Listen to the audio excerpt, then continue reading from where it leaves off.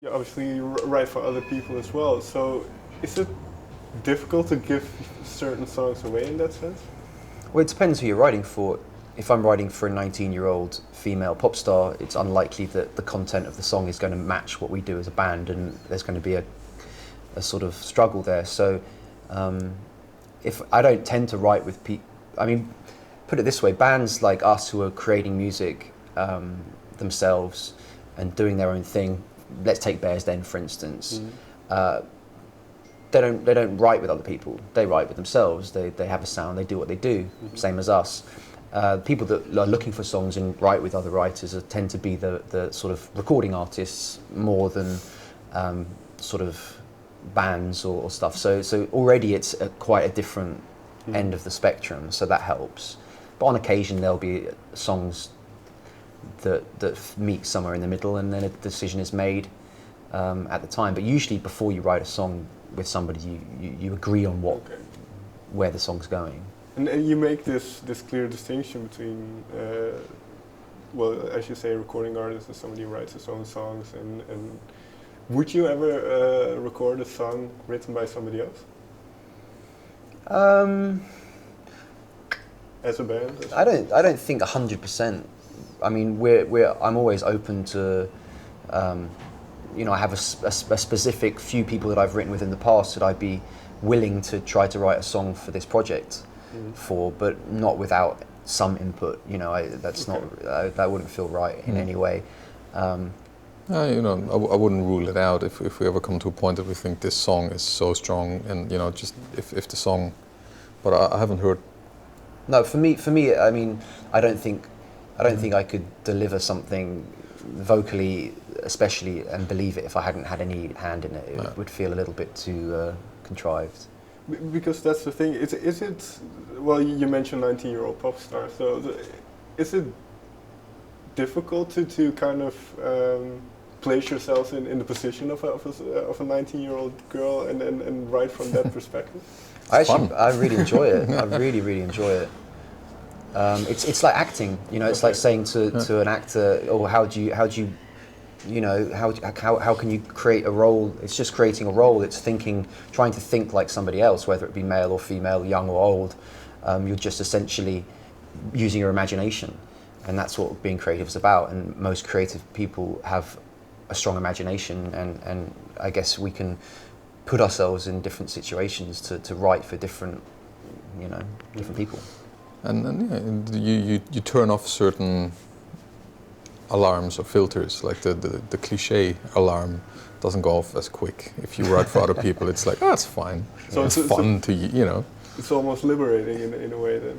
It can be, yeah. Yeah. And it's kind of like a guilty pleasure, I think. Yeah.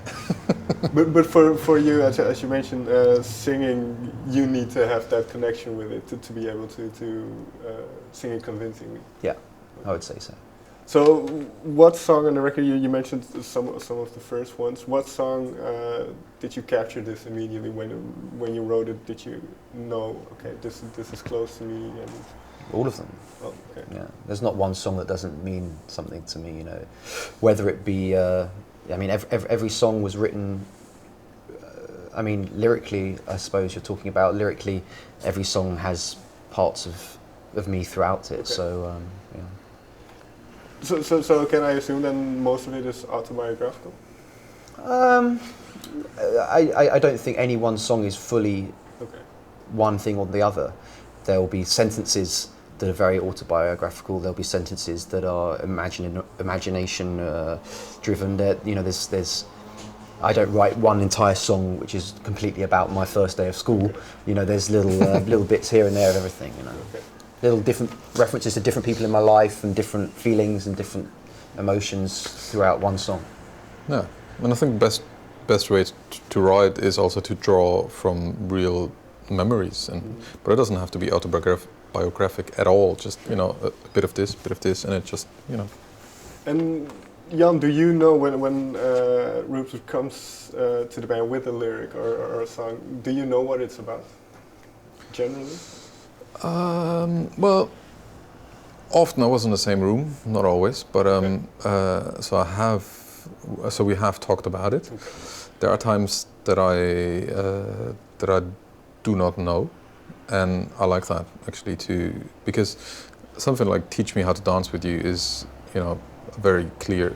I want to learn to dance with you, but that's not all of it. There's so many layers, so you can, it can mean something different to anybody. So you can interpret this. So some songs I would probably say for me this is about this and that, and he would say something else. Okay. And which is important, I think. I think, yeah. And in a sense, that's what I think that's what you want fans to do as well, to have their own connection with it. I think that's why "Teach Me How to Dance with You" has resonated the way it has with quite a lot of people, because, like you said, lyrically you can come at it from quite a few different angles, but it's a song that you can also, it can make you cry, but it can make you smile. It can give you a warm feeling of love. It can give you a feeling of sadness. You can dance to it. It's packaged in a certain way, and this was not done intentionally or contrived in any way, but it just happens to be that I think it can mean a host of different things to a lot of different people. What's one of the best reactions or interpretations you had about that song? Well, for instance, a very good example of that is that we get messages and things about the song and what it means to people, and I get lots of people saying it was their first dance on their wedding, and some people saying I buried my father to this song last week. So that just shows the level of emotion that someone can attach to that song. It can be the happiest day or the saddest day of your life, So, and that, as a musician, is, the most rewarding thing you can hear, really, about people using your song to sort of punctuate very important moments in their life. Yeah. That's really, really awesome. To orchestrate those moments. Do you have the same connection with your own music or other people's music, that certain moments are for yourself not with attached to certain songs? I wouldn't do it with my own songs. Okay. I'm not going to do my first dance to one of my own songs. Maybe that's a good idea.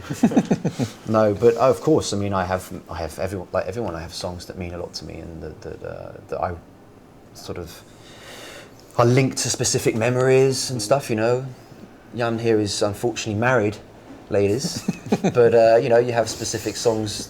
I played on your wedding a song. Yeah. I don't actually remember what song it was. What was it? Strength of Us. Oh yeah, actually, I did play one of our songs. Shit. I didn't write that one, so you just played one of your songs at my wedding. Wow. Yeah, but it was at my wedding, so that's okay. That's okay. Yeah, we all have songs, right? Yeah. But Jan, you mentioned that for most of the songs you've been in the same room. So generally, I suppose it's different for each song. But how does the songwriting process work? Do you start with the music? Do you start with the lyrics? Not so many rules, but most of the time we start with music. Yeah. Music, unless there's melodies. a sort of title that or you have got in our mind of this would be a great song for a title. Title for a song.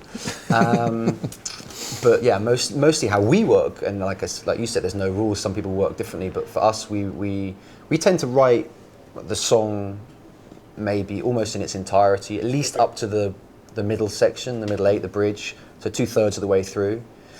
So we would write a verse, a pre-chorus, and a chorus, and then we write a second verse. And at that point, we kind of feel like the job's done, and we go to the pub. We had to fix a lot of bridges. Yeah, we wrote a lot of middle sections in the studio because we just like Max Martin says, who obviously is a great writer. If they've listened to it that far anyway, then the job's done. So it's fine. But Ian was very critical on the middle sections. Yeah, he was like, man, that's a bad middle section. Yeah. But we wrote some really cool middle sections in the studio. Yeah.